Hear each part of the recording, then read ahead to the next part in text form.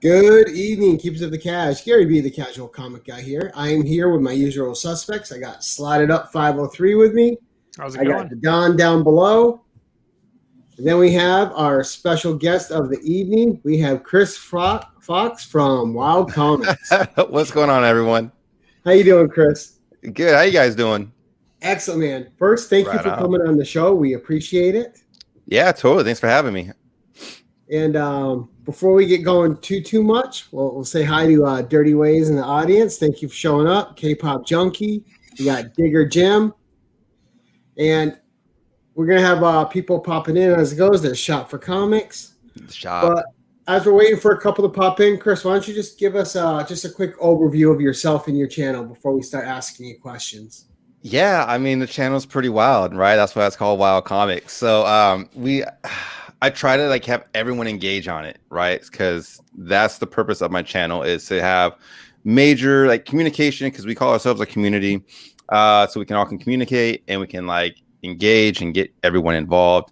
Hence why there's always a giveaway every week.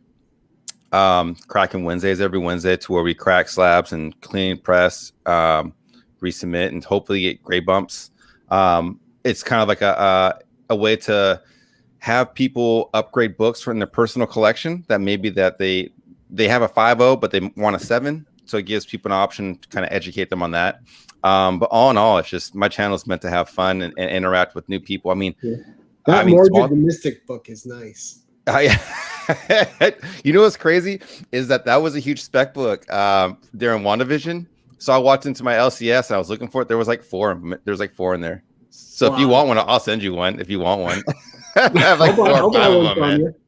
Yeah. No, I'll send it to you. Yeah, hit me up after this. I'll send you one for sure. But yeah, I mean, it's crazy, man, because even Smalltown, he did the 10 questions with me. It's a phenomenal segment, and dudes all the way across the country, and I've met multiple people in different states. That's even though in the circumstance we're in, that's awesome. We have these killer channels to allow everyone to meet people and communicate. So it's pretty cool. Absolutely. And that's the thing that me, Jimmy, and Jason always talk about too, man. A little over a year ago, none of us knew each other or were friends, and now we've built this whole community around each other. We even if we don't talk daily, we're chatting daily in our little usual suspects group, and we're busting balls, and we're being mean, and we're being funny, and we're having a good time. But it's a daily basis thing. From people I didn't know to people who became close friends, and now it's not a good day if I haven't talked to either one of them throughout that day now, Right. Yeah. You're in that private chat, right? Yep. That's the only negative now. I spend our day picking on Jimmy. Well, this is true. And that's the only negative thing that has come out of this is I'm in 20 group chats now. Oh, man, I know. And I'm asking the question. I'm asking, I think I brought it up last week, and I was watching Biggie Shack one day at work, and I was like, does anybody in the comic book community work? Or is everybody buying all these books? Because they're in these group chats every day, and I'm like, you're blowing my phone up. I'm trying to work, people. Yeah, it's hard. Working, and we have every chat muted but the one that we're in with Jason. Yeah, it's crazy, and you don't want to leave the chat, right? Because then it'll tell you wow, Comics left the chat. And you're like, oh, right. That's a jerk move, right? So you don't want to do that, man. And then you get stuck because you have one of the things I'm really bad at, and I think a lot of people are patient with it, is I have a really hard time responding to comments.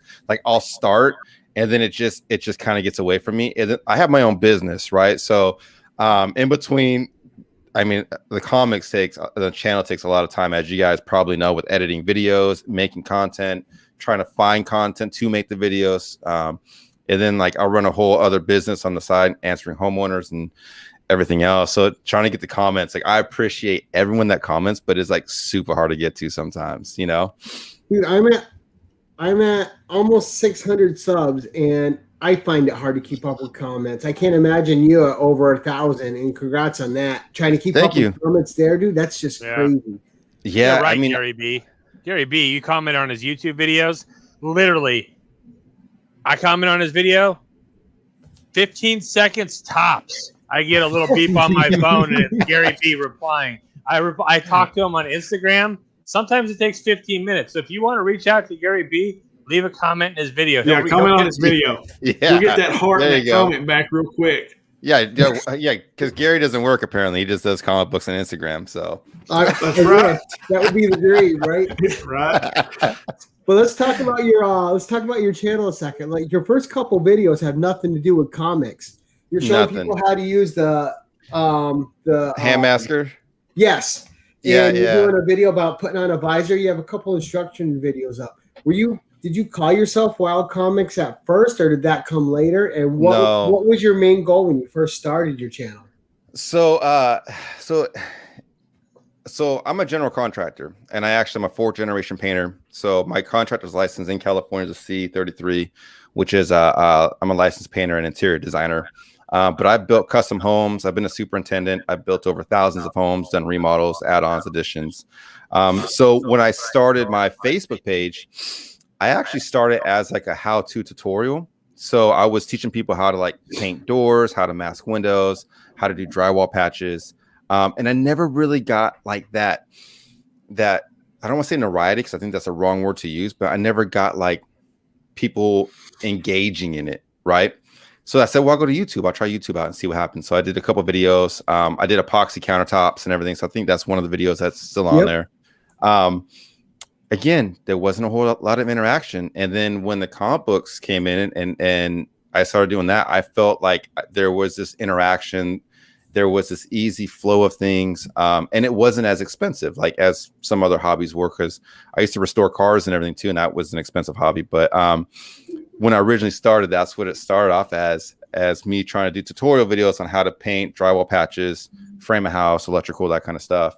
And then I stopped because comic books was more fun and people engaged in it more. But now the crazy part is people always will message me, or they'll call me, or I'll see family members like, hey, how come we don't do those like tutorial videos anymore? Like, I'm like, how come we never said anything? Like, you would, right? I would have known. Yeah, no one. Yeah, no. So everyone always asks me now what happened to them. Like, and it's gone. I can always tell you've been painting, because you'll have to paint your fingers when you're holding up. Oh yeah. Like, oh, Chris was painting today. Yeah.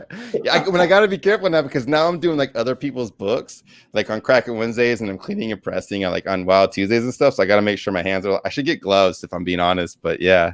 No, for sure. So let's talk about Cracking Wednesdays real quick, because I like to comment on Chris's videos on Cracking Wednesday, because I think Chris is touched in the head. I wouldn't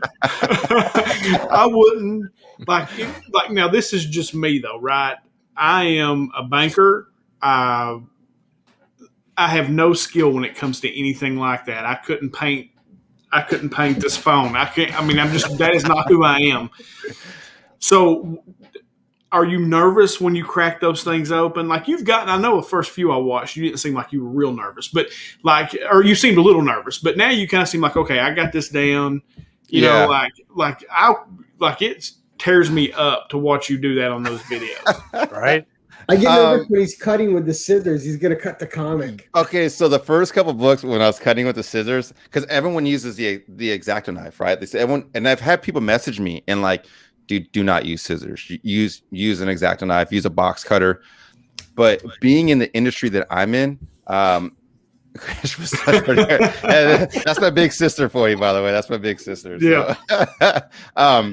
But being in the industry that I'm in and doing a ton of sheetrock work, I've seen razors slip and like cut hands open like bad. So like something like that. And then it's funny because you guys I actually brought my brother's book out, the 181 I just cracked. It's easy now. Like I'm not scared to do it. And I guess that's kind of who I am, because I've been skydiving. I have like 15 jumps and like I used to have a street bike, and I've always been like an adrenaline junkie. So like if I mess up a $3,000 book, that doesn't bother me. I know that sounds arrogant, but like it doesn't scare me too. You got a steady hand. Yeah. It really does. Like, it's really impressive to watch you do it. Like, but it tears me all to pieces. I'm like, Chris, oh my God, you're gonna cut that Hulk 181. Like, it tears me up. I think it's awesome. I love watching it. It's one of my favorite things to watch. Yeah, and it's really meant, because if I didn't do big books, then I don't think people would take it as serious. I mean, it's serious. I see, and again, I know I've touched on this before, and it's no disrespect or knocking on any collector, because the old timers, they hate it. Like they hate the clean, they hate the press, and some of them even hate slabbing. Like it's like a cardinal rule. It's a no-no. You got no going when you do all that, right?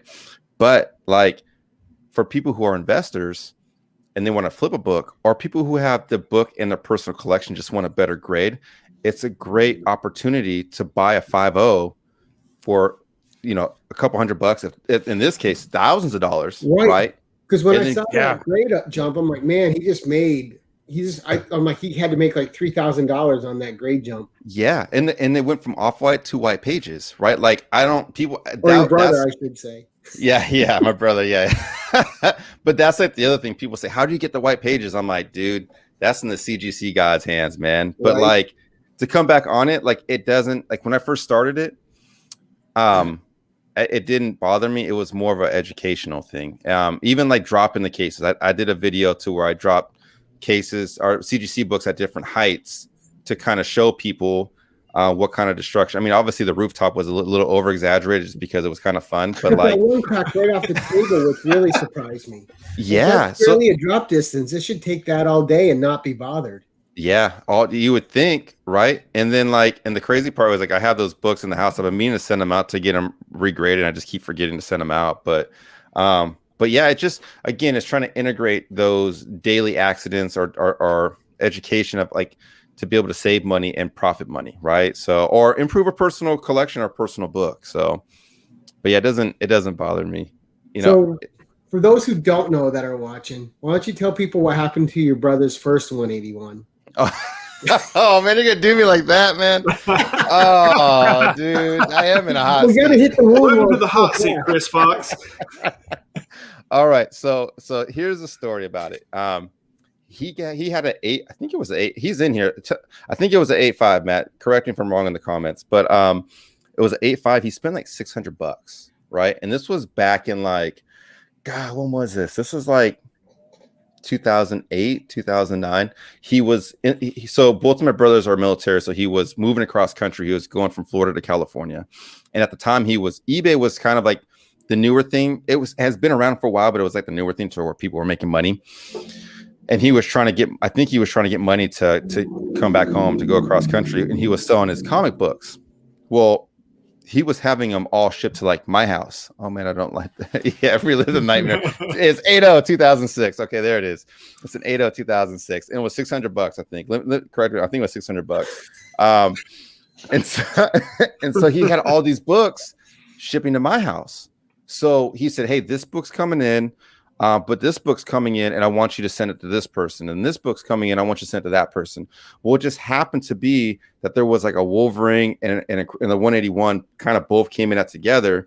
And this was like early cell phone to where like service and reception was like really bad. So I tried calling him. Like, "Hey man, what book is it? What book is it?" He wasn't responding. And I'm thinking like, he's going to beat my ass if I don't get this book in the mail today so he can get a 5-star rating on eBay. So, I said, screw it. I think it's this one. End up sending out the 181, which obviously was the wrong book. But he got 5 stars on that. Yeah. Oh yeah. He got yeah, he did. And then about 2 hours later, he calls me. He goes, "Hey, what's going on?" I said, "Hey man, I sent out the books for you. It's all done." He goes, "Okay." I said, "But I think it was this book." He said, "Yeah, that book." I said, "And it was this book." He said, No, it wasn't that book." I said, "You sure it wasn't that? Are you sure it wasn't that book?" And he's just like, "No, man, like I'm serious, dude." Like that. I said, "You're messing with me." He said, "No, I'm not messing with you." He goes, "Please tell me you're joking." I said, "I'm not joking." And then he hung up the phone, and I didn't talk to him for 3 days. Like he didn't. Oh, no. Yeah, he didn't call me. Yeah, he got great feedback on the sale in the backyard. So I'm like, oh man, I hightail it to the post office trying to get the package out. They won't let me retrieve it. I'm like, I got the receipt. I got the tracking number. They won't let me retrieve it. And so he ends up telling this person. This person's like, "I really want this book." And I guess like he ended up working something out. The guy didn't want to give it back. He made the guy pay an additional amount. And then that's just been the 181 story this whole time. So good on the guy though for paying the additional amount, because he could have. Yeah, right. Yeah, he could have had a good deal.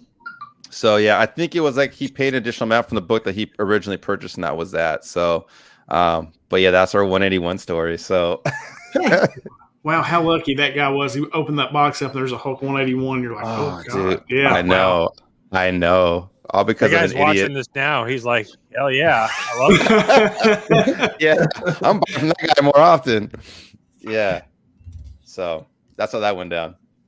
Nice. But So you also recently got a haircut. You used to have a hair metal band hair. yeah.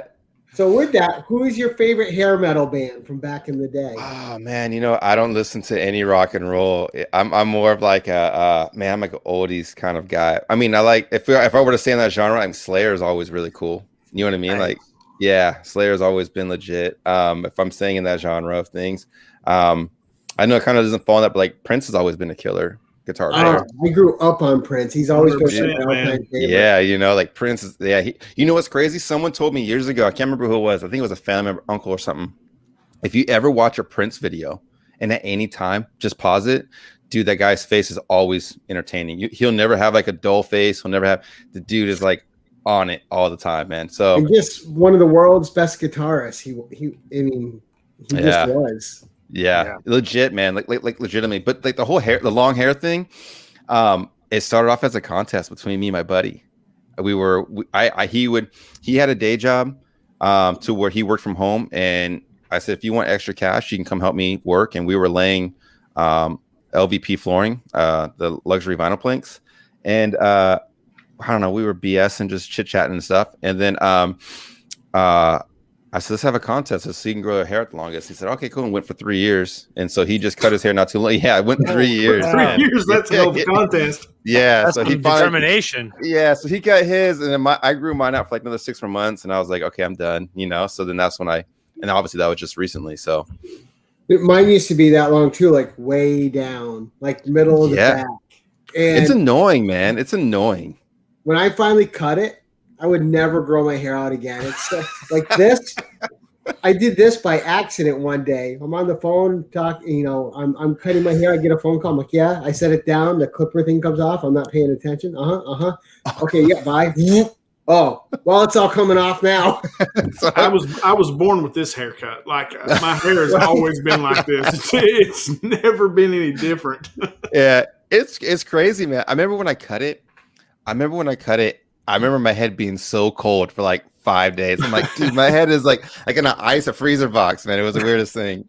It's so comfy though.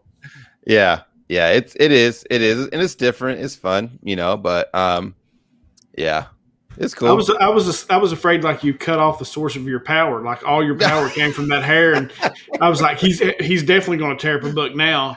You know what's funny is that with that being said, I was gonna do a video because the guy said, "Do you want to like keep your hair?" And I thought, like, that's like weird. I don't want to keep my hair. You know what I mean? Like, what would I do that for? And then I thought about Slotitup's video with the blue tape, with the masking tape. and then my brother was like, "Dude, you should do a video to like your hair's like falling out." You know what I mean? I thought that's not a bad idea. And then didn't you guys know how it goes, man? Like, you get so much stuff happens and things come up and just it doesn't unfold, and you're just like, I still have it here somewhere. I thought, whatever, it's just got a bag full of hair lying around when you make a video. My DNA, maybe I'll sell it in one of my auctions. Who knows? We'll see. For free Tuesdays when you're giving your books away here. Yeah, right. Here's a lock of love from Chris. There you go. You're welcome. Lock of love. It's perfect. Lock of love from Chris. Dude, I had a buddy who had never cut his hair. He had dreads all the way down to his calves. He finally he went and got it cut. He has it hung up in his room. Really? at his house. He kept the whole thing. And he went from that to his calf to just shaved. Wow. Looked like a totally different dude. Like, because you've never seen him without the hair. Yeah. No, and it's really interesting too. Like, once I cut my hair, like, people are like, "Whoa, man, you're like totally different," So I was like, it's just different, But I thought about doing dreads, and so I realized that it's you don't wash your hair, and it's all like, I'm like, yeah, no, I'm cool. I don't need dreads. Right. And it's weird too, because I'm one of those. I got to take at least 2 showers a day. Yeah. There's the wake up, there's the get home from work, and sometimes there's the before I go to sleep. Right. Yeah, man. It just depends on the day, right? I mean, I want to ask the panel here: can anybody imagine Gary B with hair down to his butt? I can make that happen on a nap, I'm sure. Yes. Yeah. Like, I need to see that. I need to visualize that. Wavy hair. I truly need to visualize that, Slot. So if you can work I that haven't out, had hair myself in years, so I don't remember what hair's like either, honestly. Look, the important thing is, with a lot of hair or without hair, I don't look good either way. You said it. Don't be mad if I agreed. I'm just saying. Well played, Chris. Well played. Chris could be in our chat. He could be in the usual suspects chat. We may have to add him, and yeah, he can do it. Yeah, and he can trash. He can trash us. Suspect. Oh, that's awesome. Well, Chris, I mean, you're always showing big keys on your channel too, which is part of the fun, and which adds a suspense to what you do. But are there any big keys you're personally chasing, or? I just sold my GSX, and so I've kind of mixed feelings on that. I thought about. So here's my thing with the GSX. Like I said, I think we were talking a little before we got started about the market. Whenever I think the market's going to kind of maybe take a turn a little bit, we'll find out together. Right. But yeah, I mean, yeah, we'll see what happens. I sold it for a little bit less than I thought it would go for. So that was like really the only disappointing thing. I would love to get like a Silver Surfer 4. I think that'd be a really cool book to pick up. The classic cover with Thor and Silver Surfer. Thor, on the Rainbow Bridge. Yeah, that's a killer book. I think a Loki would be a really cool book to pick up. First Loki. I don't really. So for me, and it's hard because like I love keys, I love grails, and they're fun, right? But I have like the ones that I want. Really, I mean, I would love to have a 181, but it's just really priced out for me at the moment. But I would like to be able to start a segment to where I get like, what is that story? The girl that turns a thumbnail to a car or a house, whatever it is. So like start with like a 1.5 GSX and then case crack it, CPR it, resubmit it, sell it, and then gradually show people, hey, I went from a 1.5 all the way up to 9.0 or whatever the case may be, just by doing case crackings and CPRing. So that's kind of what I was thinking. But we'll see. I know we've been doing a lot of live sales, and I've just been kind of,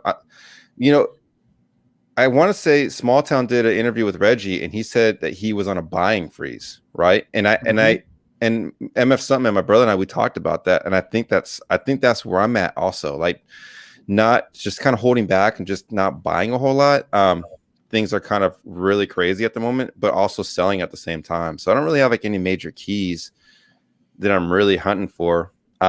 But I'd like to go out in the wild. Like that's my thing, No, I think that's smart, Chris. Fun. Well, the hunt is fun, and I think Chris is right because, like, I've actually been hoarding some money back, like waiting to see if this thing dips, and when people start selling, off trying to recoup some money before it goes down too far. I think there's an opportunity to pick up some of these really big books for a decent price. I really do. Well, think about the GSX, right? Let's take the GSX because we all know that's a major grail, and it's an underrated key, even at the price point that it's at right now, right? It has like 4 or 5 first appearances, Wolverine second appearance, so it's a big boy book, man. You're no longer in the sandbox. However, there's been no news as far as X-Men coming to the MCU, and if there is news, it's still going to be 3 or 4 years. Do you think that book's going to continue that hype and continue that price point for 3 or 4 years? No, it's going to peak at the moment that it's talked about, and then it's going to dip, and then nothing's going to happen until a trailer drops, or there's some sort of set photos, or there's some sort of plot leak, or something crazy. But that's years down the road, I just think realistically, right now we're all just cooped up. And it's funny because I remember when all this happened and all the LCSs closed. Dude, everyone was running to Walmart trying to get those Walmart keys and trying to make something out of like these rare Walmart keys, like early on. Like people are just fishing, and I think holding your money back, like Smalltown said, I that's kind of what I'm doing. I'm just holding back and reserving it. But again, I think there's a lot of things that have to happen. I mean, look at Mephisto. Mephisto is another. I would love to have a Mephisto, but I mean. Yeah, nothing never came of it. So you invest all this money into a key based on speculation, and then nothing ever happens. And you're seeing that with a lot of modern books too. People just jumping on something that's all of a sudden $100 on launch day. It's like, guys, it's gonna plummet. I love Comic Tom, and I love Key Collector. I love the fact that we have people out there that can give us resources as far as going rates, going market prices, fair market values, and all that kind of stuff. But it does inflate. It does make people want to run out. You know, especially that hot 10 that they put out. Either it's Key Collector or Comic Tom. They each have their own. You know, they still put it out, and people still rush out to get it. Again, like me, like dude, that Modred, dude, I found 4 or 5 of those the moment it was dropped. Backbin issues. Yeah, Like, I just love the character. He's cool. Yeah, you know. Just him and Doctor Strange have always in just that Doctor era. Strange is awesome. What's your favorite era? Yeah. But that era is amazing. It is, and I think a lot of that, like Tales of Suspense and Tales of Astonishing Tales, like those are all underrated keys. And we all know there's some phenomenal first appearances and all those, but like even if you look past that, like there's still like Marvel fanfare. There's some killer first appearances in Marvel fanfare that a lot of people overlook, and they're constantly in backbins for like less than $10. Or you know, even Marvel Age, where they had like the first couple page preview of Marvel Age, and that counts as the first appearance in those. And a lot of those you can get for 50 cents or $1.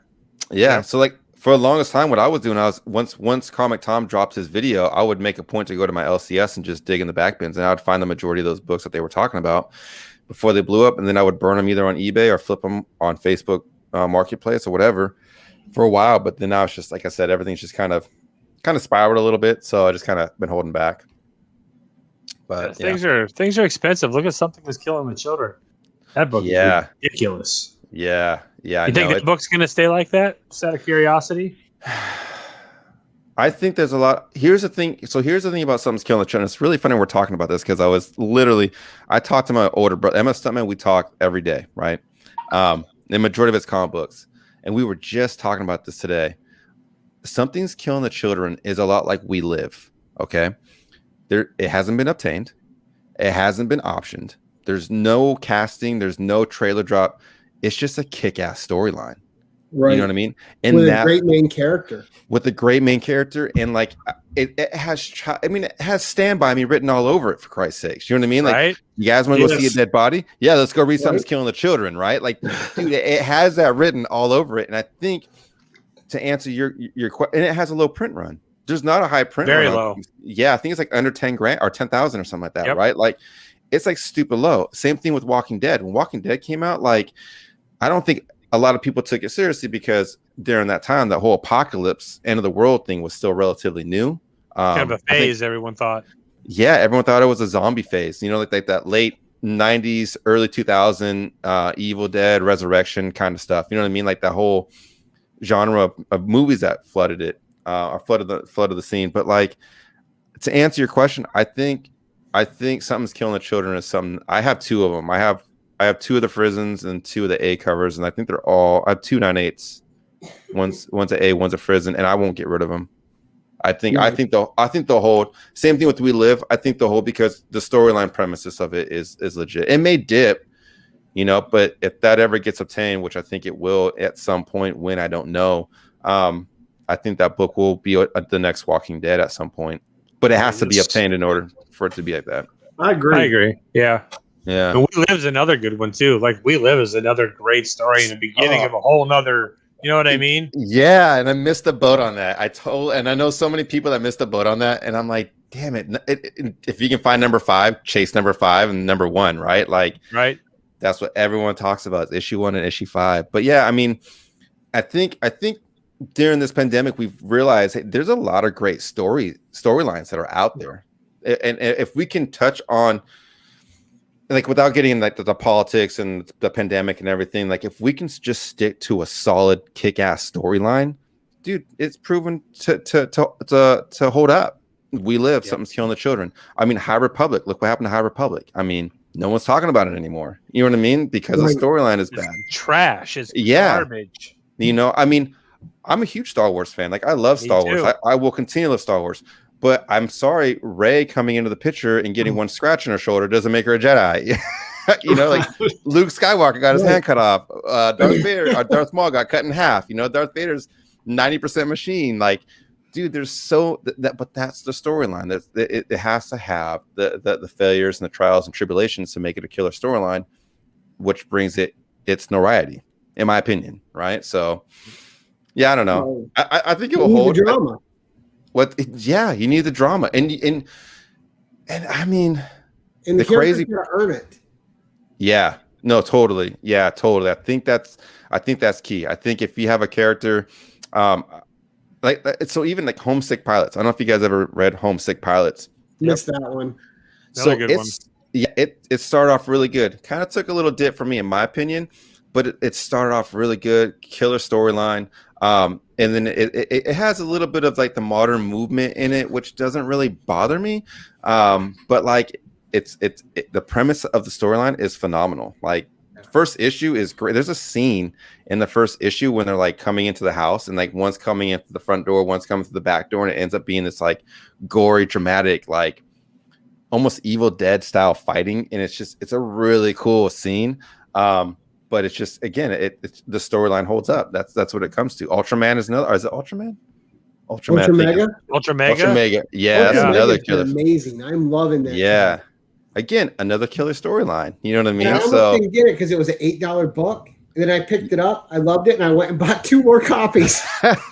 Well, I read it, and I was like, dude, I said, I don't get it. And because my brother was like, dude, did you read it? It's pretty badass. I'm like, I don't get it. And he explained to me, so I went back and reread. I'm like, oh shit, man, like that is legit. You know what I mean? Like that's a killer storyline, man. Yeah, no, for sure. I had to read it a couple times, Chris, to really get it. Like Ultra Mega, like the first issue, there was so much going on. Yeah. And I had to read it a few times to really understand what was happening.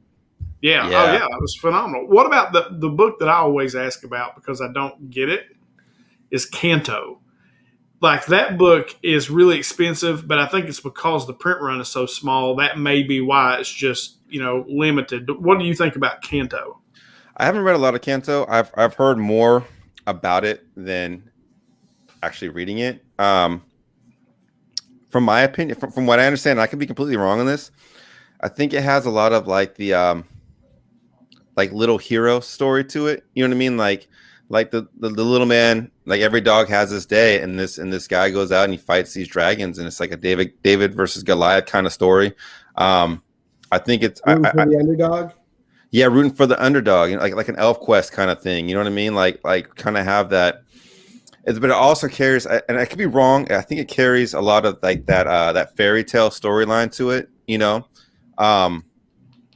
to where I think that's intriguing. But I haven't read a lot of Kanto, but there is a lot of heat behind it. Yeah, there's a lot of heat behind that first book. And like I said, I just didn't know if it was maybe because of the small print run or what exactly has caused it. But I've got a couple copies of it I somehow ended up with. So I'm going to hang on to it for a while and see what happens.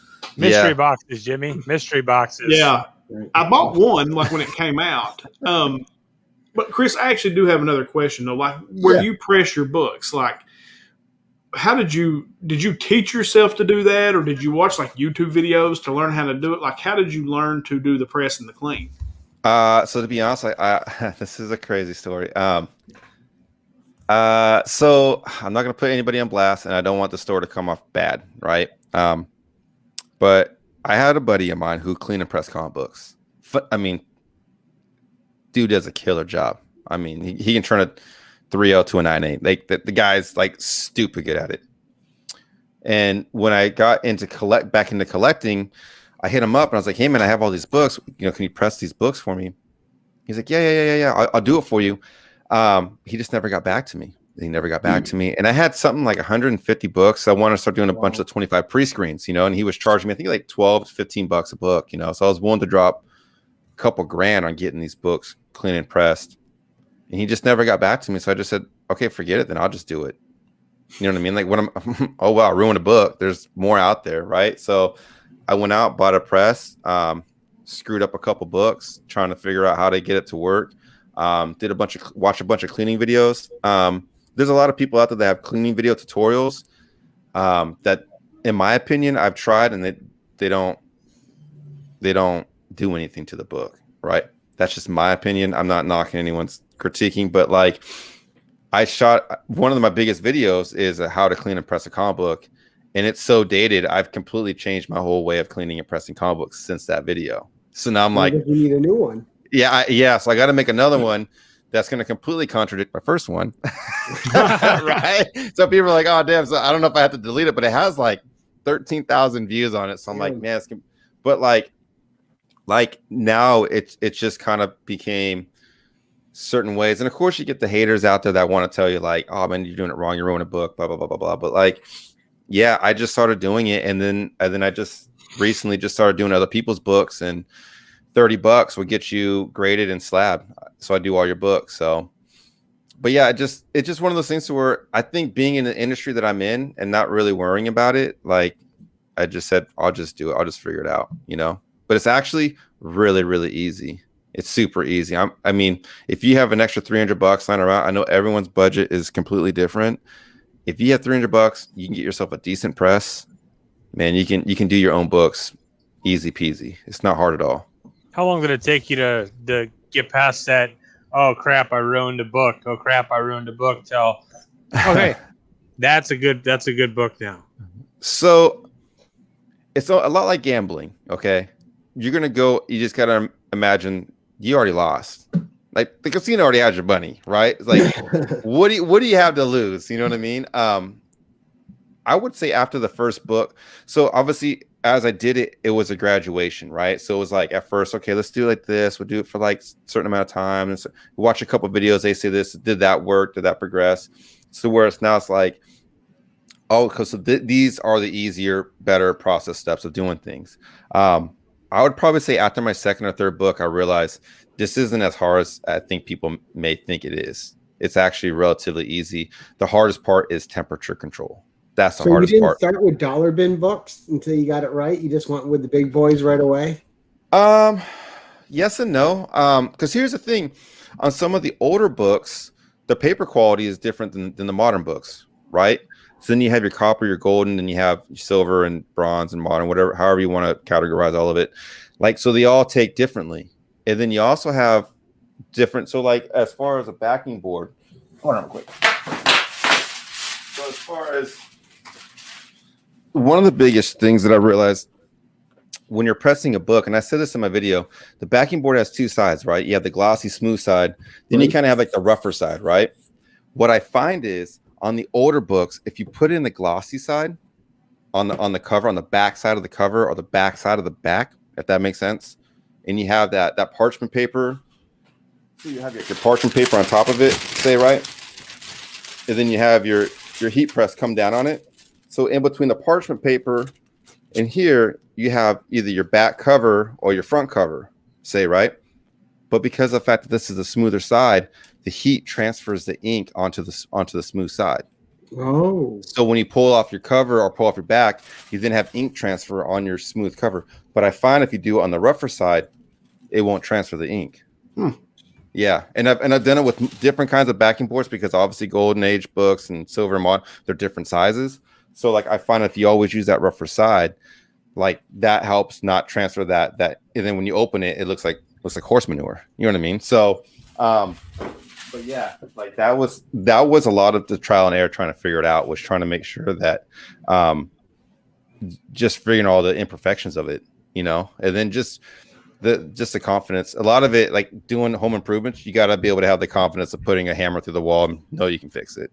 Right. You know, so yeah, right. Well, that kind of makes sense, though. Really, I mean, it kind of transfers nicely from what you do every day for a living to be able to try something like that. I think it's cool. Yeah, and then anything can be, when it comes to comics, anything can be fixed or replaced. It may cost more money, but I mean, that's the price you have to pay. So have you dipped your toe in restoration yet? What's that? Have you dipped your toe in restoration yet? Or so here's the thing. I thought about it, but there's no, this doesn't sound really bad, but like as far as the investment side of it, like there's no money in it. Like if I buy a book that has a purple label, and let's say I see that there's tape on the cover, and I read the grader's notes and it states, oh yeah, the reason why it's restoration is because there's tape on the cover. I can take a heat gun and slowly remove the tape, and then, you know, hopefully it doesn't have any color pull or tape pull or anything in it. But let's just say it does. Now I've made the book way worse than what it is. I'm losing value on the book. You see what I'm saying? And then no one wants a book with color touch up either, you know? So that's the only thing about those that I haven't really dabbled in, if that makes sense. Oh, it does. You just seemed like a project guy to me, so I was Oh curious yeah. if you like to take on something just to see what you could do. I do have limits. I swear. They're just extreme limits for some people, I guess. I don't know. But yeah, no, it has to make sense. There has to be some sort of like either revenue on it, or there has to be some sort of personal collection, PC, sentimental value in order for me to do it. If that makes sense. I'd be scared to death to do it probably, but it would be fun once you got it down. You know, once you became I good would at be it. too, Slot. Yeah, I mean, it's actually, so the way I do it is I was doing 25 pre-screens, right? And then I would get 25 books, and now obviously I have a short box, and I have set them all up. And as I press it, I flip it so the back shows, so I know what books are done, which ones aren't. And then once I finish that run, I send them in to CGC. Now I've broken it down to 5. But it's crazy to see, like with my own books, how satisfying. To me, it's satisfying. It's fun to be able to improve that and then send it in. And over the time, I mean, take this. So like my first 25 pre-screen, I got a bunch of 8.0s and 8.5s. And then just about, maybe 2 months ago, I did another video to where I resubmitted those original 8.5s. I think I had 3 of them, and all 3 of them came back 9.8s. So that should tell you that, like, over the period of pressing and cleaning and just building that confidence, I mean, those are big grade bumps or grade jumps. You know what I'm saying? So how long does it take to actually press a book? Like once you set it up and you do all of it, like how long does it actually take? I have it set for. So this is how I set it up. So the heat presses that I have. So if you want it, like Houdat, if you guys know who Houdat is, he's a guy that press and cleans and does a lot of that stuff. He has like a $2,000 press that he does for all of his books, and does two books at a time. I have a big boy press too, because I also have a shirt company. I try to make shirts and stickers and stuff on the side as well, as another business. But so I have a big boy press that I use for like the bigger books. But the nice thing is that I can control that temperature. Okay, but when it comes to like an Amazon press, that costs about $225, or like the Michaels presses or the Hobby Lobby presses that go up to about 300 degrees. So those like $225 each, but they start off at 200 degrees. Like they don't go any lower than that. Wow. So that's hot. I mean, you're burning books pretty much. I mean, can you press it at 200? Absolutely you can. But what I find that I do is I'll set my books up with the magazine backer board in the middle, the backer board behind the cover or behind the back of the book, then my parchment paper. And then while I'm doing that, I turn on the press, because it only takes me like 30 seconds to do that. Then I drop the press. So as the press is down, it's still heating up. So my presses don't ever get higher than really 150, because once that pops off, that runs for about maybe 3 minutes, 4 minutes. And then that pops up. The timer goes off. I pull up the press. I flip it, right? So all I'm doing at that point is I'm taking the book, I'm flipping it over to the front side, because I want to press the front longer than the back. Replace it, the back board behind the cover, parchment paper, drop the press, and turn off the press, and I let it sit for 24 hours. So technically, I'm only touching the book for like 8 minutes each book, and then it sits under the press for 24 hours. So pretty simple. It's nice too, because it cuts down when you're sending books in. If you press them before sending them off, it cuts down on your wait time by easily a month or 2 months. Yeah, a ton. And then so like and of course, like going through the process, trying to understand how other people do it. Some people will send it to someone, they'll press and clean it, then they'll send it to CGC, then CGC will send it back to them, then the pressing people will send it back. I send mine directly. People will send me their books. I press and clean them, or CPR them, or case crack. It's an extra $10. I send it to CGC, and then from CGC, I send it straight back to them. Like that's so I don't even see the books. I don't even see the grades when they come back, unless if they want me to use it for the content. Then that's what I'll do. Yeah. But like I got a local presser here. It's $12 a book. I get them pressed, and then they're gone to CGC or CBCS, whichever I pick. Yeah, I need to find one. Yeah, I mean, I'll be happy to do them for you guys if you guys are interested in having it done. But yeah, here's the thing. So like my brother says it really good too. Like if especially for like the old timers, right? If you're going to have a classic car and you're going to put it in storage, you're probably going to buff it and clean it and cover it before you put it in storage, right? Same thing with the comic book. Why not do the same thing with the comic book before you encapsulate it? So right. Yeah. Makes sense. That makes Totally. If you don't, you're leaving a lot of potential money on the table. Yeah. What about the cleaning process, Chris? Like, what is the cleaning process like? So the cleaning process is pretty simple. The modern books are a little bit harder because of the fact that the ink on them. So like, I don't know if you guys ever see books, but like if you ever go on New Comic Book Day and the books are like hella wavy, they look like the ocean. That's because those pages are ink saturated, right? So the paper's so thin and they're using so much ink that it's kind of just making the paper wet with ink. Actually, and I found out that if you let it sit in a bag and board, over time they will actually smooth out, right? But with those newer covers, because the ink is so thick, I just take like a cotton ball and I just try to buff it. Just try to buff out the modern ones. Unfortunately, there's a lot of color rub that occurs on the newer books that happen to burn off real easily. A lot like your yellows, greens, and reds on your older books. If you buff them too much, dude, they'll burn right off. I burn off Secret War 8s by accident once. That's like one of my favorite books. And when I first started, I'm like, yeah, Secret War 8s. I'm going to send these in, and I buffed off the orange right off the cover by accident, not even thinking about it. Just with a cotton ball. Just with a cotton ball, but like a real light, just real quick buff. And the crazy part is, you actually feel it. Like. Just try it. Just grab an old comics at some point and grab a cotton ball, and then just buff a spot, and you'll feel like the roughness of it, and then you'll move it, and then you'll just feel like, oh wow. Then you go back to that first spot, and like, oh yeah, it's smooth, And then when it comes to the dirt, I just use an eraser. I have 2 erasers that I use that are just where they at. I can grab them real quick. Give me 1 second. I'll grab them. Hold on. I wonder if they're those white erase what are those freaking Mr. Clean white erase?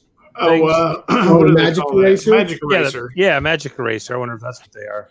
Yeah, no. Don't use the magic eraser. You burn off the color. So, just a basic. Yeah, trust me on that one. Just a basic cotton ball. Yeah. Basic cotton ball, right? I use just a basic school eraser, right? And then for the fine details, I just use a pencil top eraser.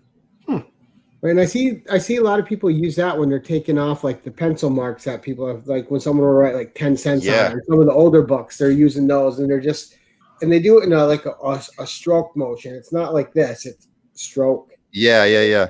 And then the other thing I'll see people do.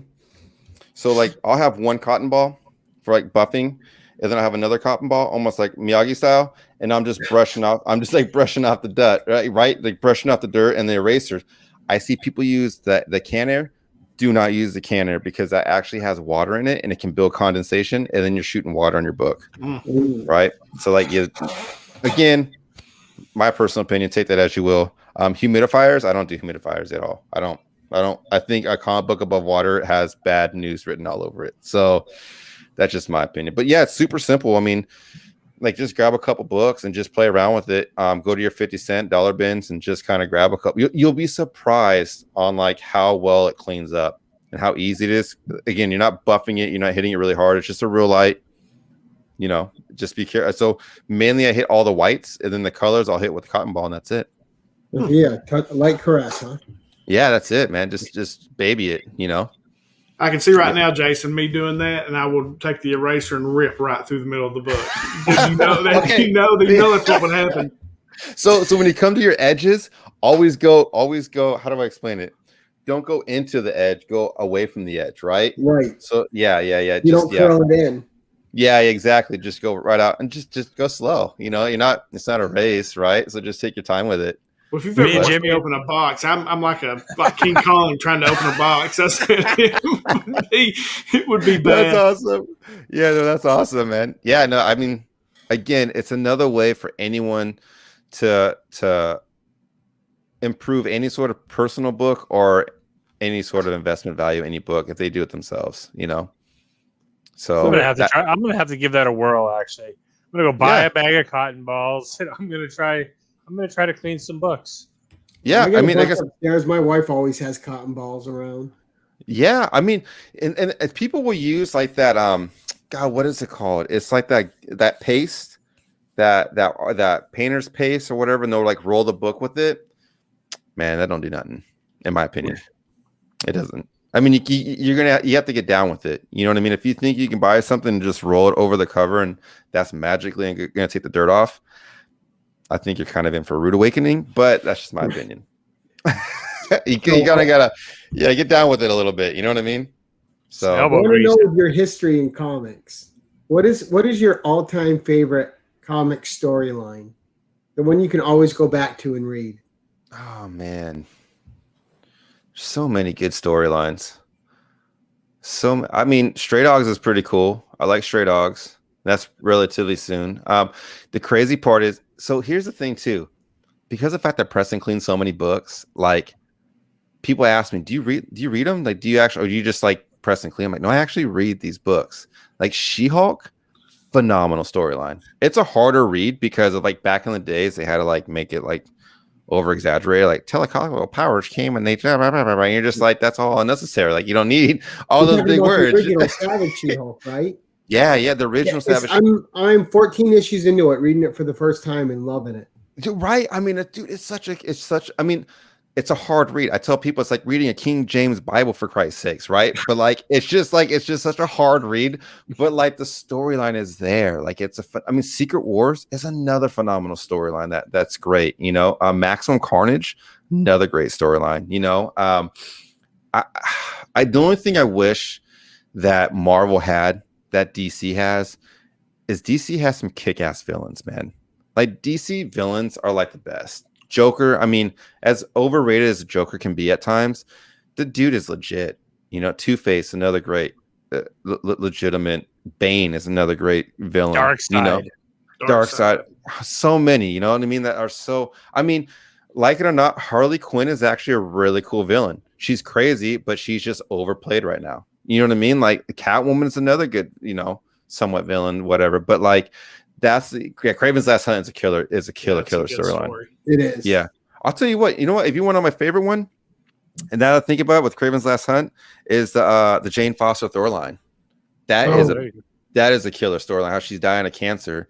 And like, I mean, spoiler, you know, but she's like dying of cancer, and as she progressively, I think everybody in the comics world knows that one by now. Yeah, right. Like she's trying to save people and dying at the same. Yeah, Doomsday is another great one. You know what I mean? Like Kryptonite and all that. Yeah, I mean, I just wish Marvel had more of it has a dark side, but I wish it could get a little bit darker, you know. See, but I think, and on the devil's advocate side, because I'm with a bunch of, I think they have that though. It doesn't get much crazier than Norman Osborn, who's a complete megalomaniac, crazed lunatic. Yeah, I can see that. Yeah, but who do you got your money on though? Whenever you put Norman Osborn up against the Joker. My money's on the Joker every time. I don't know. If he eats a couple pumpkin bombs, he might be gone. Yeah, I think. So here's my thing. Like when it came with like Stan Lee and everything, and again, no disrespect, like I think it kind of went a little bit like the Disney route. You know, like you have your villains, you have like your bad guys, but they're not as dark or mean as they could be. You know what I mean? Like the Punisher. Punisher's a phenomenal character. But he could be way darker than what he is. Like the guy could have some serious like issues to where he can just shred some people apart. Like Wolverine only has a handful of issues to where he like loses his mind and like goes crazy. You want to see the berserker rage? That's part of who he's supposed to be. Yeah, you know what I mean. And then to do it on Sentinels, on machines, like nah, man. Like let's do a killer origin story to where like the dude is just like destroying people. Yeah. Deadpool is another great one. I mean, that his storyline is phenomenal too, and I'm glad to see that that's like a rated R flick. You know, like let's keep that legit. You know, but I'm glad they kept Infinity Gauntlet at least somewhat true to the comic too, and with the snap and killed all the yeah. No, for sure. Go ahead. No, I'm just saying for sure because like that could have been, they could have easily touched that and like made it modern. You know what I mean? Yeah, for sure. Because it was great, like in the comic book where Spider-Man gets basically his head smashed in by a rock. Yeah. Did you read the original Infinity Gauntlet? So I haven't read the. I mean, I know of it just because of being in the community and everything. I have never read it, no. But yeah, I mean, here's the thing. Think about Harry Potter, right? I don't know if you guys have ever read the Harry Potters. There's some like trippy. There's a part in the books where I think it's Malfoy, like beats the shit out of Harry Potter and puts a paralyzed spell on him, then puts an invisible cloak over him, and people are walking by him, like that's the kind of crazy stuff that like I think Marvel is kind of missing a little bit of. You know what I mean? My wife is a huge Potterhead. She loves Harry Potter. Killer storyline, man. Like I'm not. The movies are cool, but the books are awesome. Yeah. But yeah, I don't know. I'm a kid at heart, I guess. No, it's a good. That's the thing, man. That's why comics are for everybody, right? Everyone's got their own thing they love about them that they connect with. Yeah, no, totally. There's no right or wrong answer. Right. Yeah, and that's like the cool thing too, because like TJ. Like my youngest son has like a reading comprehension disorder, and like I try to have him read comics because then he can like create it's all imagination, like you said. You know what I mean? So like, dude, it goes. You can have it go wherever you want. You know, so that's awesome. Marvels are always. Now, are you a fan of the movies as well, Chris? Yeah, I like the movies. Miss Marvel, not so much. You know what I mean? But like, or as a Captain Marvel, whatever it was. With I'm not a huge Brie Larson individual fan of her, but like, I do like the movies. It's tough for me because I love that character of Carol Danvers, and this last 2-year storyline by Kelly Thompson's been amazing. Mm-hmm. But that movie put a lot of people off on Captain Marvel, and they're missing out on great writing because of that one movie.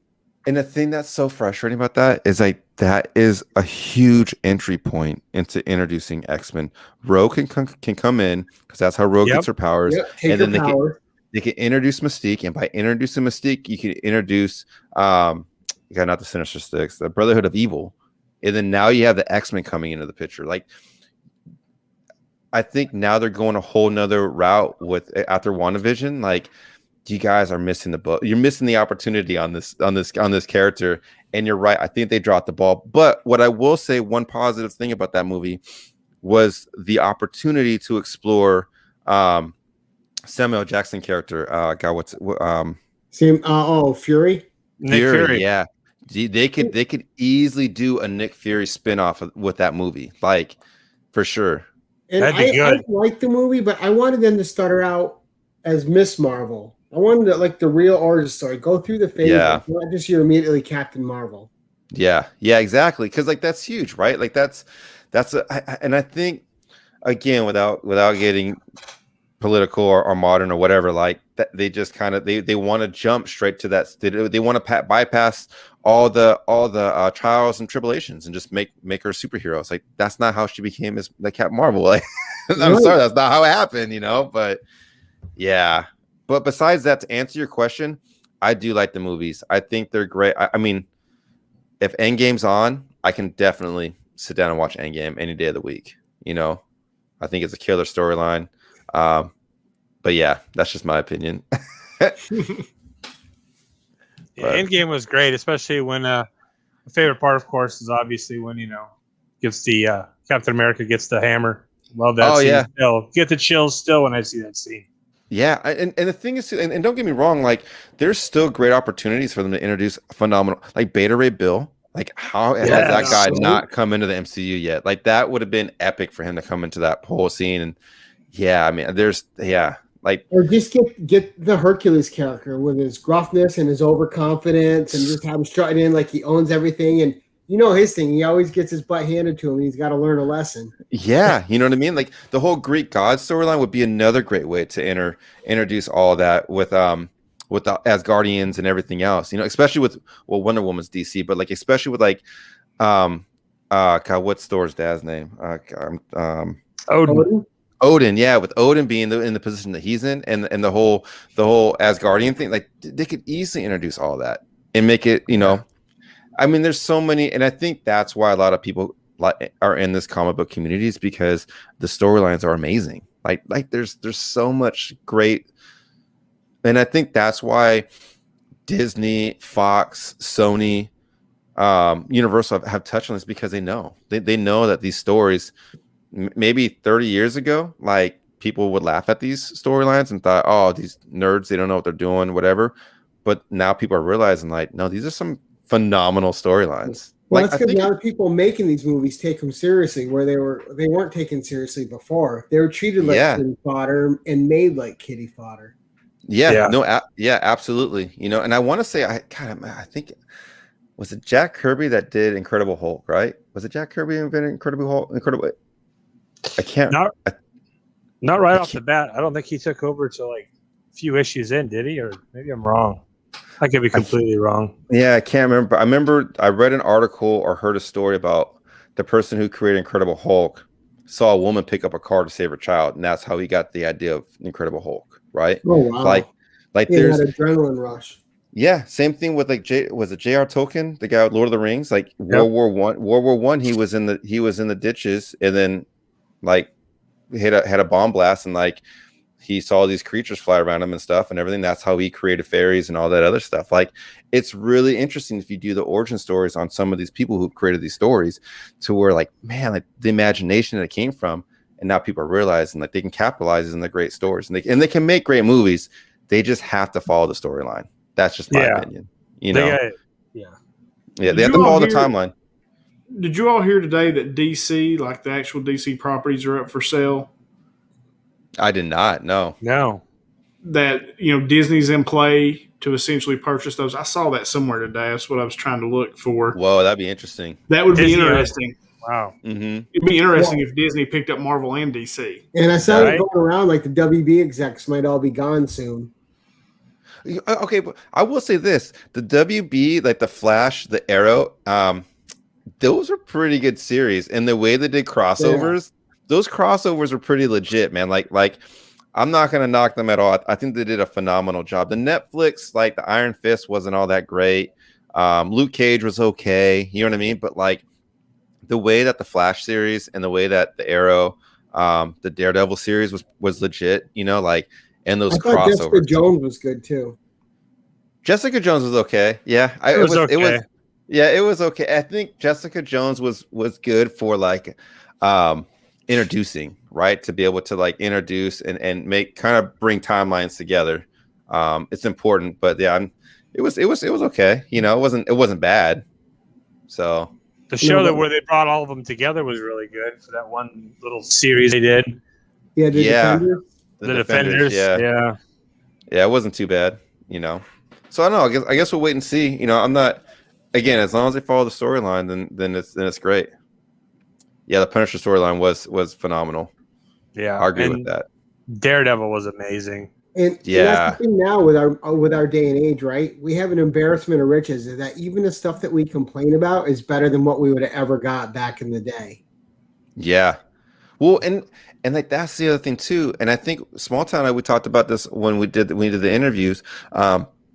We're at the age now to we can afford to be a part of like these storylines and like go to these movies, and like we have that residual income to where some of these, you know, when we were younger, or some of these younger kids now, like they don't have the funds to be able to keep up with it, you know. So that's kind of nice. Back in the day, we had like Steel, and we all know how bad Steel was. Yeah. But I remember a lot of like. I remember falling for a lot of those early morning Saturday animation cartoons. You know what I mean? Like Jackie Chan Adventures, X-Men Adventures, like dude, the Transformers. The 90s Spider-Man was incredible. Oh, dude, they were all so good. I mean, I'll watch them every once in a while on Disney Plus. I'm like, damn, these are hella cheesy. Like, this is so bad. But like, I remember as a kid, like, dude, eating like Fruit Loops and like, dude, this is so awesome. You know what I mean? Like, our poor kids, they don't know Saturday morning cartoons. No. No way, man. I was the first kid up in the house, man. Every Saturday, I was already there. TV was on. I was ready. Yeah, there's no pause button, so whatever you missed, man. It was gone, right? You know? Yeah, if Mama want to watch the soap operas, forget about it. You're done. You know, like no DVR, nothing. Yeah, it was all bad. We've kept you for a while, and we'll start wrapping it up. But sure. But before we do, I just want to get we'll get a couple more last questions out of the way. Sure. What is your favorite, most cherished comic book memory? Oh man. Okay, so I went years without collecting comic books. Decades even. And it was like small town, like, I keep referring back to his 10 questions, which is phenomenal. I love what the 10 questions. It's a phenomenal series and segment that he does. Yeah, no, totally. And I was privileged to be a part of it, so thank you. And we talked about me, and as well as you, you get back into it. You kind of fall off and you get back into it. I didn't get back into it until 2019 when my brother called. Yeah, when my brother called me and said, "Hey, do you want to go to Comic-Con?" And I was like, "No shit." He said, "Yeah, do you want to go to Comic-Con?" I was like, "All right, yeah, let's go to Comic." Like, when is it? He goes, "I'll take you for your birthday because it's in July. It's in the SDCC Comic-Con." I said, "All right, let's go." So we went there, and I remember when going down there, I thought, "Yo, I want to get a book." I was actually going to buy a Boba Fett half bust. It was like $1,200, and they didn't have any. Sideshow didn't have any there to order. I'm like, "Nah, I kind of want it now," My brother's like, "Let's get a book. Let's just get a book." I was like, "Okay." And I was eyeballing a Star Wars 42, right? For Boba Fett. At the time, they were like $90, near mint plus for like $90, right? And so I was like, "Oh man." And my brother's like, "Man, you don't want that book. You don't want that book." And I was like, "I don't know, man. I want a 42." He goes, "No." He goes, "I have a book for you." I said, "All right, cool. Let's see what you got." We pulls out an Avengers Annual number 10, first appearance of Rogue. And I was like, "Oh, bro, like that's it, man. Like that's it." So got you back in, huh? Oh yeah. So like back in 2019, it was one of those things to where for my birthday, first time ever going to SDC Comic-Con, he bought me an Avengers Annual 10. I actually got it signed by Mike Golden, and then I sent it in for the Chris Claremont. And so it's like a 9.4, and it's a one. Like I'll never sell it, but if anyone knows, like the Avengers Annual 10 is like my jam. I have like 70 copies of it. Like ever since that moment, it's that's probably my biggest memory as far as the book goes. I mean, obviously I have like ASM 129s and GSXs. Those are grails, but they're not memory books. If that makes sense, right? So, yeah.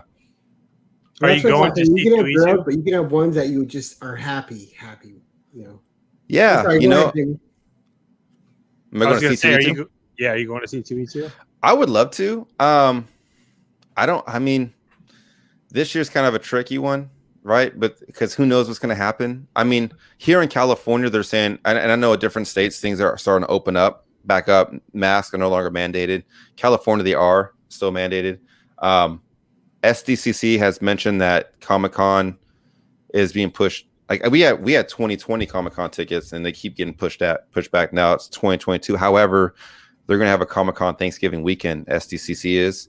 I would love to go to C2E2 because their cosplay competition is ridiculous. Like, if you ever watch their cosplays, like those guys come in like full-on Transformer costumes that are like 3 stories tall. It's like stupid. It's amazing. It's I mean, we're talking guys that spend years. Like, I would love to see that. I just don't know if making the trip this year is worth it for me. I will go at some point. Emerald City would be really cool, but we all know like Seattle isn't like all that it is right now, right? I think the Emerald City is in Seattle. Yeah.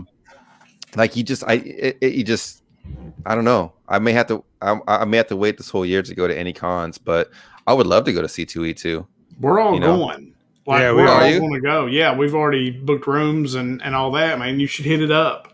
Yeah, I mean, yeah, I wouldn't see why not. I mean, I would love to. I'll look into it. I would love to go to a D23 also. I don't know if you guys ever want to go to D23 or WonderCon, but like those would be kind of cool to go to also. But yeah, I'll look into it. Yeah, there's a lot of us. There's a bunch of us. Yeah, like there's like 40 of us. I mean, there's a lot of YouTubers and just a lot of people in general going. Yep.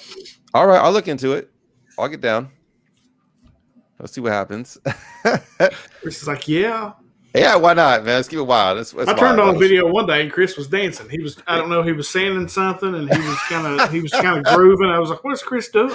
What was this at? My OnlyFans? I don't know. It was something I saw. Again? Stop it. All right, sorry. I forgot, Chris. I wasn't supposed to say that out loud. No, just joking. But yeah, no, I don't know. Was it Wild Tuesdays, maybe? I don't know what it was. It was just a random video. It could have been on Instagram, but it was something you were working, right? You had something laid out in front of you, and you were listening to music, and you were just grooving. You were just getting down. I was like, "Go, Chris!" Oh yeah, my maybe. Man. You know what's crazy is that like every once in a while, because I think everyone is always curious, like, what do you do outside of YouTube or comic books, right? So I try not to keep it a secret. I'm a general contractor, blah blah blah blah blah. But like every once in a while, I drop videos on my Instagram page, the reels or whatever they're called. Dude, those things get like 3,000 views. Like it's crazy on how many views they get. And then like, I'll put like a 181 up, and I'll get like 130 views. I'm like, are you serious? This is like a $10,000 book, and like I don't know, it's the weirdest thing. So yeah, but those are cool. Like when you're like when you were doing that one room, that was amazing. Oh, the pantry. Yeah, you were like redoing one room, and like in the whole little reel, it was like from beginning, and you kind of went through with the camera.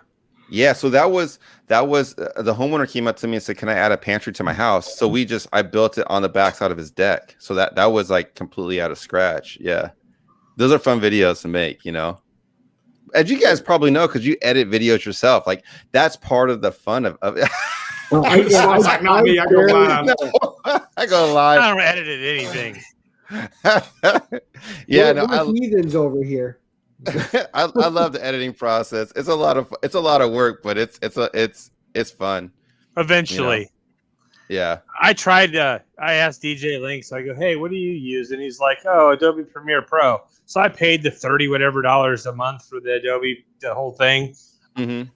I sat there and messed with it for hours and hours and didn't really get anywhere. And just let it charge my card for a couple more months and just gave up on it. So eventually I will get back to it. It's a lot of work and it's a lot of learning. Yeah, I tried using was it OBS? OSB OBS, I think is what it was. And then I use Movavi editor now. So, and then I'm actually getting, it's funny because a lot of people ask me what I use. So I'm going to do a video on everything I use. But like for my thumbnails, I use an app called PixArt, and I can like edit a bunch of things in. And then like there's for anyone that wants to add clips into their YouTube videos, like from movies or whatever, there's a website that you can go to. It's called KeepVids, KeepVids. And then you go there and you select the clip and you can download the clip off of YouTube, and then it goes straight into your computer. And then you can take that and put it into your editing software, and you can, cut and splice whatever clip you want. And then you can insert it into your video. Like that's like a really cool, fun way of being able to add. You already lost me with all that. Yeah. And then you take the flux capacitor with the orange shoes and you drip it in and you're good to go. That's why I shoot all mine on my phone. I don't know why, but the editing software on the phone is so much easier. It's like boop, boop, boop. It's all I know, stuff, right? So like the computer, I'm like, I can't do the same thing. Why can't they make it as easy on the PC as it is on the phone? I don't understand why they can't make it one-to-one like that. I don't know, man. Like sometimes I have to like upload it to the computer, then the computer I have to upload to the actual software of the computer, then bring it back to my phone, then upload it to YouTube. It's kind of a pain in the butt. But like Noah's amazing reviews. I don't know if you guys know him or not. He's pretty phenomenal. He's a 7-year-old kid. He's great. He uses iPhone movies, so that's all he uses is that's the all iPhone. I use. Yeah, like he says it's super easy. So yeah, I mean whatever works, whatever floats your boat. You can be one of those people like that have like millions of like I don't know if you guys know who Mr. Beast is, but Mr. Beast does all sorts of crazy. Yeah, he does all sorts of crazy, and he also has a full team. So you can go with that scale, or you can just go simple and just shoot it from your phone, like Very Gary does. Everything from his is from his phone and from a fluorescent line above his head. Like that's all it is. Must be a Gary thing. That's all I use. That is so very Gary. It's so very Gary. So weird. Like every bit of editing you see, and I know it's not a lot, like my inserts for comic pages, all that stuff is done on my phone. Everything. Oh yeah. The only thing I do on the laptop is the StreamYard when we're doing this live. Yeah, and I wish StreamYard had a little bit more features. I know you can like upload videos and everything, but like it would be cool if there was a little bit more features to like an editing. If it had an editing part to it, it'd be killer. It'd be awesome, for sure. Yeah. Yep. But man, editing. So before we close out, is there anything that you would want to tell the audience about yourself that maybe you didn't get a chance to tell them, or anything you want to close out with? Yeah, I mean, so we try to do Samurai Sundays every other Sunday. We're doing one this Sunday, and what Samurai Sundays is, it's an auction. We put up killer books. It's normally consistent of Duffy Boy Comics, Hard to Come By, Momo Comics, MF Stuntman, and myself. And then we try to integrate other people that would like to join us. So it's a great way to buy books for a killer price, sell books and get a profit, and then also bring like community awareness to anybody else that wants to participate with us. So we're constantly looking for people to join us for Samurai Sundays if you have collections or books that you want to sell, as well as try to give you guys a plug and have you guys go that route as well. Thursdays, I do my giveaway, and I just announced on Tuesday, Wild Tuesdays, if you want a spot, just let me know. I'll be happy to give you a spot, and then I'll give you a shout out on the channel. All I request is that you donate a book, a Funko Pop, something fun that I can add it, and you just tell me what spot you want, and it's yours. You know, it's just a way to just bring awareness to other channels.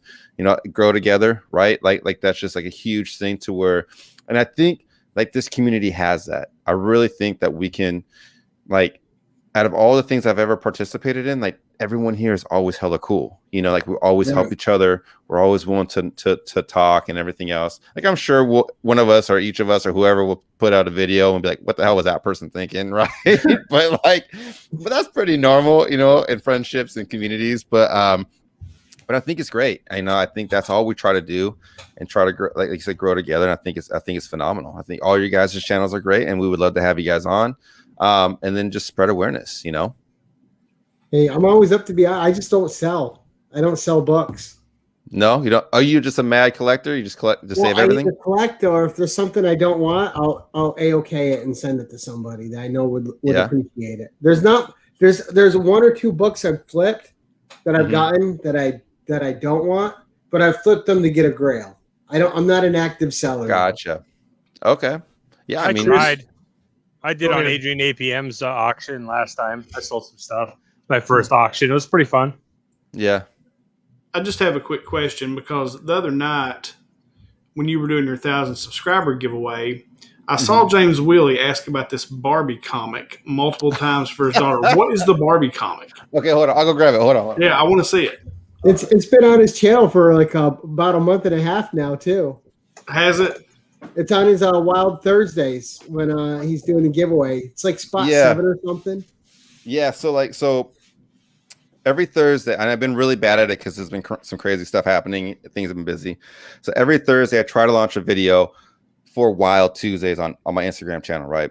And what it is I have a wheel. I should have grabbed the wheel, but I have a wheel. I spin the wheel, and if it lands on a spot, I give away a book. So I'll go over some things real quick with you.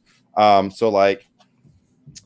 then so the other thing too is when a book is won on Wild Tuesdays, I present like 3 or 4 more books, and then pretty much everyone picks what book goes up next. So, you know, so like in spot number 9, we have the Venom, right? So if we land on number 9, we'll get that out.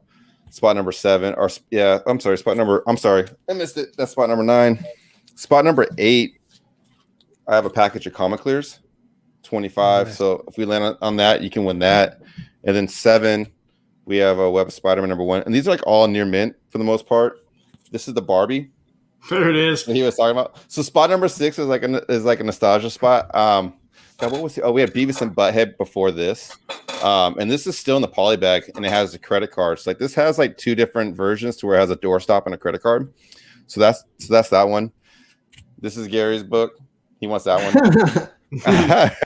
And then you know, just different ones. Spot number 4 that people can win. And then of course we have spot number 3. Certain spots have certain meanings. Like spot number 3 is a Spider-Man spot. Spot number 4 is a DC spot. Spot number 2, we just have the Mickey Mouse. Spot number 1 is a mutant spot. So we always try to put a mutant up. And then of course we always have a slab spot. So we land on it lands on the slab all the time, which is crazy. And then a little Funko Pop will go on spot number 6. So it's just one of those things. So that's the Barbie book. That's what everyone talks about. It was Beavis and Butthead. Now it's Barbie. So we always try to do something fun. But yeah, so when that primes for Tuesday. So, and then we do trivia questions, and I've done case cracks on Wild Tuesdays, or bring on other channels to talk about their channels. So that's the Barbie book. That's the Barbie story. Cool. I saw it the other night, and I guess I've got to watch it. I didn't notice the Barbie book there. I don't know, but I kept seeing James talk about that Barbie book, and I was like, "What the hell is he talking about?" Yeah, okay, good deal. Yeah, and it's funny because like the Beavis and Butthead set up there for like God, like months. Like Right. spot number 6 never gets picked. So I've been telling people I'm going to add a book every week to it. So I'm going to drop you guys a little secret. So what I'm going to do I'm going to kick it up because I want to make it a little more funner for everyone. So what I'm going to do as people pick a spot, because that's what this is. I want people to donate a book so I can give them a shout out, and then I'll keep my books there. So it'll be multiple books in every spot, but I'm going to add $100 to the giveaway, right? But here's the catch. Here's the catch, right? I'm going to spin the wheel. So the way that it works is I spin the wheel as a set spin, and then I spin the wheel a second time, and that gives away the actual that's funny what book we're giving away, right? However, I'm going to add $100 to it. I'm going to spin the wheel the first time. Whatever spot it lands on, I'm going to put the $100 in that spot. I'm going to spin it again for a set spin, and then I'm going to spin it again. So if you land on that spot where the 100's at, you'll get the book and the $100. Nice. And all you gotta do is leave a comment and you'll win. You know what I mean? But that $100 every week is going to float around. Just something a little different. Make it easy. You just got to leave a comment. That's it. That's all you got to do. I say subscribe and like, and you don't need to do all that. Yeah, I just say that. Yeah, that's just. What's funny is I tell everyone it's free. Just do it. It's free. It doesn't cost any money. It doesn't cost anything. And I had a buddy of mine. I said, dude, that sounds really corny. Why are you telling people that it's free? I said, dude, do you know how many people come up to me and say, I'm afraid to hit subscribe because I think they're gonna ask my credit card number next. I'm like, no, it doesn't even work like that. You just hit subscribe and that's it. Like you're just following me. So there's so many people out there that watch you that I think my 74% of all my viewers aren't even subscribed to my channel. It's something crazy like that. 74%. It's crazy. Yeah. Now, how did you start doing? Was that something you were going to do right away? The Wild Thursdays, because that's kind of the benchmark of your channel. Yeah, I mean, it's all about the give back. Once you get to a position in your life, and I know Smalltown, we kind of talked about it on the interview. I had some pretty traumatic stuff happen to me when my ex-wife left and everything, and I had a pivotal moment in my life to where things kind of took a turn for the worse and got better, right? And it's at that point to where you never know, man. A free comic book, to me, giving away comic book is just a comic book, but for somebody else that may need it, dude, that can change someone's day, and it's a continuous. People think, man, it's crazy you give away all this stuff. Dude, I go hunting all the time. I'll be honest, I found a lock and key number 1 at my LCS for $9. Nice. Yeah, lock and key, first print, number 1, $9, sitting in the back bin. Same thing, Umbrella Academy, number 1, $9, back bins. So I put that book up. People think it's kind of I don't want to say it's a trick, because people think, man, how can you put up a multi-$100 book? No, it's $9. You know what I mean? Right. Let's just spread the love, man. Let's just give it away, dude. I found it. It's cool. I have one already. Let's just do it. So that's kind of the meaning of it. Is just pause, especially with everything else going on in the world, all this crazy BS and the politics and the fighting and the COVID. Let's just do something fun. Let's do something crazy. That's why I think AOKs are so nice in the community. Yeah. It's so easy to make somebody's day. It doesn't take a lot. And it's a book you don't want anyways. I mean, to keep it, yeah, somebody else will appreciate. I'm not with us guys opening mystery boxes. How many books are you getting in there that you don't want? Yeah. You know someone that wants it, just send it to them. Yeah. No, totally. I agree. It's just, and that's another reason why I do this. It's just let's just give it away. Let's have fun with it. So I would like to do bigger things. That's just my thing. I have to get there first, so. Well, I think you're getting there pretty fast. You're doing really well. You deserve everything you have, obviously. Yeah, I appreciate that. Thank you. Fantastic. But, no one does it alone, right? So I'm going to give you this moment here to give the community some shout outs, some people that are always in your corner on your Instagram, on your YouTube, the people that help you make it happen all the time. So the first person, I'm gonna look at the comments real quick. I mean, we all know DJ Links is legit. We all follow him. He's a great content. K-pop is another great individual. Always a part of my live streams, my comments, Instagram, amazing. Duffy Boy Comics on Instagram does a phenomenal live sale. He does some great deals, bundles that you can buy. You can also look at Hard to Come By. He does a great knowledge video as far as The More You Know. He does a segment called The More You Know. He talks about variants. He talks about Mark Jewelers. He just a huge educational video. I'm trying to think. Passpoint is also another great watch. He's a collector of many things. A lot like you, Gary. He buys and never sells, but he's actually going to be selling with us this Sunday, so it's going to be really interesting to see. But this guy has everything. This guy has like a 9.8, like Incredible Hulk 181 signed by Stan Lee. Like, I mean, it's ridiculous. His collection is stupid. Like, great content, great individual. And believe it or not, I like to follow a lot of like 4-Color Films is a great one. I do like he's a very engaging dude too. Yeah, Benny Slade is another great watch. Shop for Comics is another great watch. I love Shop for Comics. Yeah, I mean, all your guys' channels are phenomenal watches.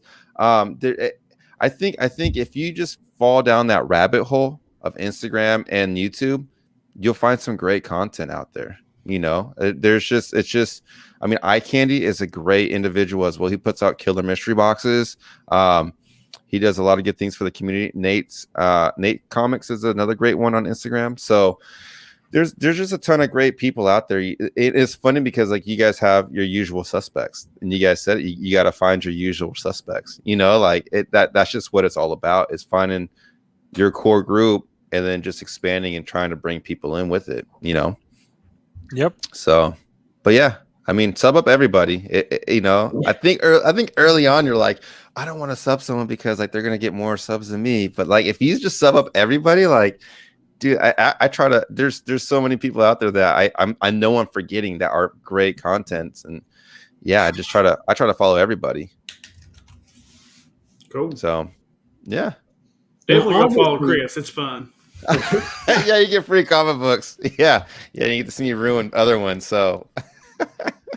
No, I find you so interesting. I really do. Like you, and then my other favorite channel is, or lately, has been Jerry the Jitterbug.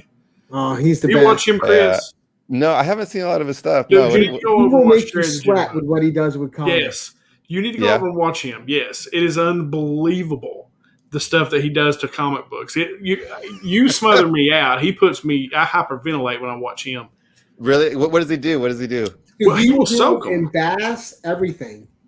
Really? And then he's out there with painter's brushes, cleaning the covers. It'll look like 100% better after. But he'll totally remove a cover, put it between two screens, soak it in a solution he makes, take it out, show you the cleaning process, and then show you at the end. I'm like, how is it not deteriorating? And it looks phenomenal after. No way. I gotta check him out. Yeah. You need to go check him out. You the water, the solution. I'm like, oh man. I'm like stressing for him. Yeah, it's crazy because I thought about making a video like how to press foils. Like what happens if we put heat on a foil, right? I think that's like everyone says, oh, it gets ruined, but like how bad, how hot, and whatever. Like, so that's interesting I have to check them out. I have to see. It's funny you said that because I was going to ask you about that when you said you were going to press that book. I'm like, oh, does he know about the foil though? Because I heard you can't press foil. So I'm gonna give it a shot, and that's like one of the things to try to integrate and again, it's all knowledge, right? Like trying to expand people and try to have people understand or experience like mess ups. I mean, I don't know if you saw my Instagram. I completely destroyed a JTC Spider-Man negative variant. Like I destroyed it. Like I melted the comic book to the backboard. I don't know if you saw that video, but it's on my Instagram. Yeah, so it's like check it out. Was it JTC or JCT? John Taylor Christopher Spider-Man negative variant. I mean, this thing was like, dude, I didn't even have to like press it, but I'm like, no book goes non-pressed, right? Dude, I same thing, man. Super simple, super chill. I pull it up, man, and I'm just like, what the hell happened here? Dude, it's all melted. It's like all melted to like to the backer board, to like to the contact paper. Like it was just like destroyed. I'm like, dude, what the heck? I'm like, well, screw it. Let's just make a video. Let's make humor out of it. But surprisingly, I had like 4 or 5 people said, dude, I had the same thing happen to me. So like a lot of it is the paper content, right? So the foil is the same way. So I'm going to try to see how it's going to pan out and how it's going to play out. So yeah, I know Cracking Wednesdays is it's going to be a big week, so we'll see. Our big your Cracking Wednesdays is just pure fun, though. Just watching. And who doesn't like seeing results? I mean, so, and that's interesting because a lot of people ask me like during that process are like, you should show more, show after the cleaning, after the pressing. So it's like, okay, as we talk, like the community, right? Like what people want to see. So that's again, it's all educational. And I know it sounds intimidating and it looks scary. It really isn't. I mean, the PGX books are ridiculous. Those are super easy. CGC are pretty easy. CBCS is surprisingly the hardest, in my opinion. The new cases or the old or just both? Both. Yeah, both of them are pretty hard, in my opinion. But yeah. Yeah, and I'm not sure about those ECG cases or EGC ones. That they don't look like they're together all that tough with the little black clips on them. Yeah, no, I don't think so either. You know, and a lot of it too is trying to figure out cross grades. You know, that's one of the reasons why I integrate PGX books. I think like right now I'm waiting for my results for Kraken Wednesdays. I have an Ultimate Fallout 4, which was a 9.4 PGX. And then I had that Secret Wars 8 that got ruined. I don't know if you saw that. That got ruined during the pressing process. And then what's the other one I had that went out? Oh, then I had a first Angela in Marvel Age of Ultron number 10. No, Age of Ultron 10. Yeah. So that one went out, and that was a PGX as well. So a lot of it's trying to cross compare, like how does a 9.4 hold up from PGX to CGC, right? Right. So yeah, because I mean, I'm actually in the process of making a video to where I have a book that's a 9.0 PGX that I'm going to crack. I'm going to send it. I'm going to send it out to CGC or CBCS, have them grade it, bring it back, crack that, send it out to CGC, have them grade it, bring it back, and see the comparison of all three. So I'm kind of in the process. It'd be really interesting to see. Because you had that Secret Wars 8 one, right? Where it was an 8.0, you cracked it, hoping for like an 8.5. It came back like a whole grade lower, and you're going to crack it and send it again, right? Yeah, that was a 252. That was the 252. Yes. Yeah, I was gonna resubmit it. I think I ended up. I'm like, you know, I'm not even. I think I sold it. I'm like, no, you're done. Forget it. I should have done it, but I'm like, no.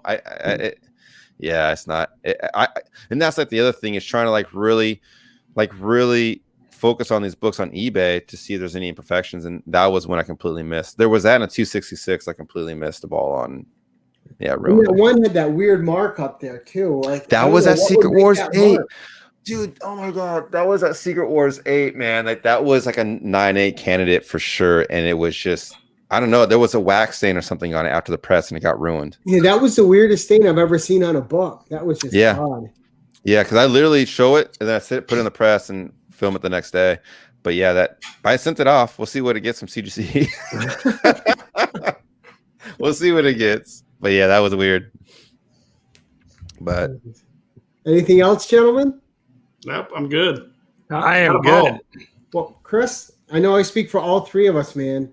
Anytime you want a spot in any of our channels, all you got to do is say the word, or you want to. Yeah.